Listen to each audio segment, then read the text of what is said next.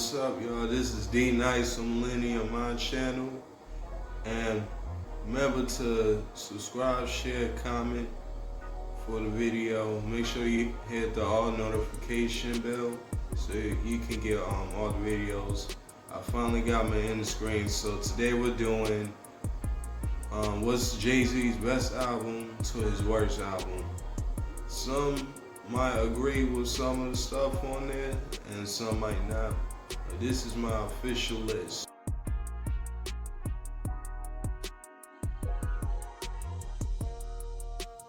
So I got Reasonable Doubt first because this is his most lyrically sharp album from start to finish.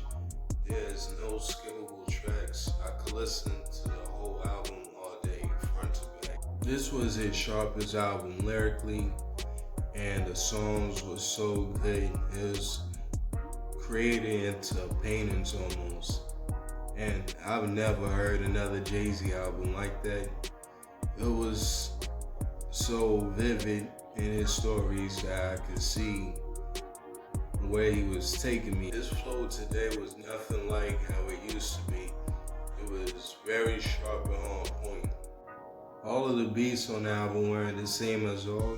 It ranged from high tempo to sad almost, or I would say melancholic.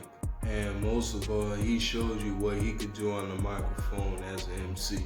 Sad, but at the same time, it was kind of inspirational. You know what I mean? Certain parts of the music kind of, brought you down and brought you back up. And so I kind of felt that when Jay told the story that he did, the Dead President's verses on that just like meshed perfectly with the emotions that the sample was bringing out. And when I heard that right there, it just had the emotions, man, that I wanted.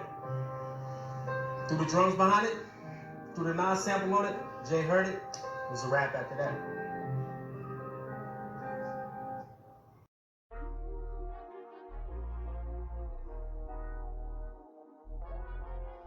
I know a lot of people gonna hate me for this, but I have 444 as his second best album. And that's just the young side of Millennium Mind. This is the birth of conscious Jay-Z. Ever since this album, we have more substance from him than we ever did. It was some of the most sophisticated beats on a hip-hop record, maybe of all time. And it's just not what he was saying, but it was how it was said, how it felt like. It was like not a cinematic movie, but a movie that's quiet. It's like the type of album that the world hates, but you love, except everyone loves the album.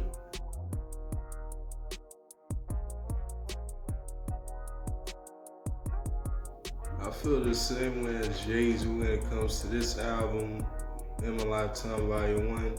This was his most underrated album next to Volume 3. There were no fillers at all. Even though the production was terrible, the beats were whack, the rhymes were still vicious. And so it made you listen to his words more.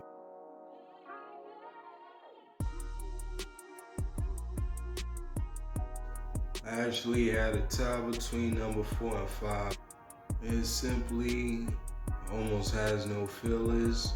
This was a recovery from Blueprint 2, and I felt that the production was better on the Black Album than Blueprint.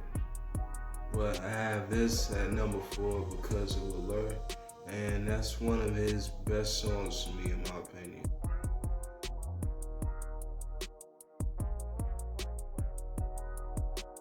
So number 5, I have Blueprint, which was tied to the Black Album.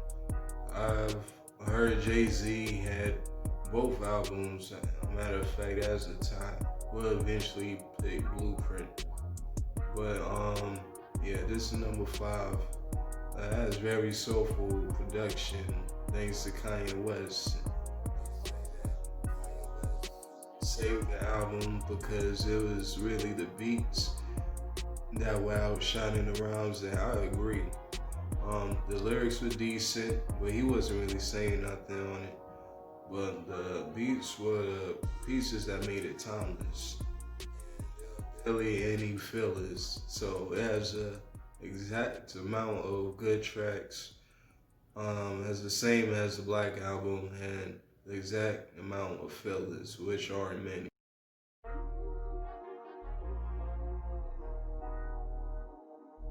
This is another Jay-Z album that was completely underrated. This goes to number 6 spot. And it's funny because at the same time I was listening to this album officially, I was binge watching Sopranos, and the intro, the beat to the intro reminds me of season 2. Of classic songs and its bad batch of fillers. But this is an underrated classic. Even Jay-Z himself underrates it. It's better than what everyone else thinks.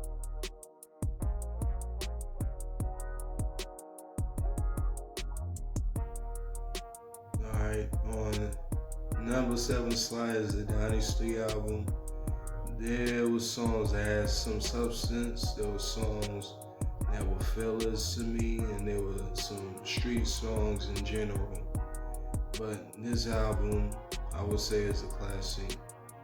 And this album is very important because it shows a distinction of Jay-Z and Rockefeller and everyone else in the game.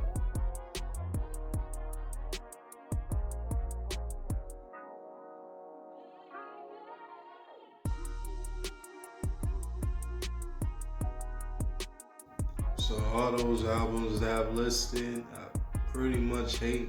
It's terrible. Except for Magna Carta Holy Grail. I love that album. Everything else was just trash. So this is how we're gonna close the video. If you are new here, please like, comment, share, subscribe. And if you already been here, you know this is how we roll. And we're gonna roll on to the next video. We're gonna be consistent. I might change my format from Facebook. We might change to Instagram and Twitter. And I want y'all to give me your list of Jay-Z albums ranked. This is D Nice on Millennium Mind Channel, and we out.